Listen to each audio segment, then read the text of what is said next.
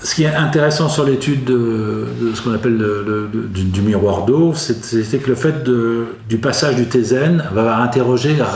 complètement ce quartier. C'est-à-dire que ce quartier qui fonctionnait presque exclusivement en voiture,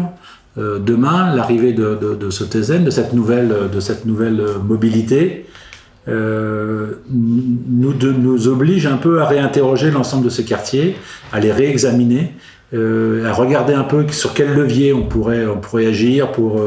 dégager du foncier, pour essayer peut-être de densifier, de profiter de l'arrivée de ce transport en commun, et puis surtout d'accompagner la commune dans peut-être la rationalisation ou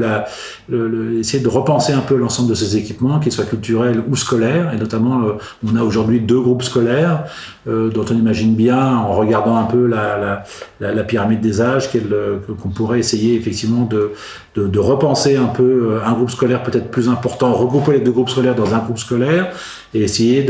d'imaginer l'école des années à venir, et une école qui soit suffisamment souple, qui soit aussi efficace en termes de gestion énergétique, et qui permette aussi de se développer dans ce cadre qui est un cadre nature qui est extrêmement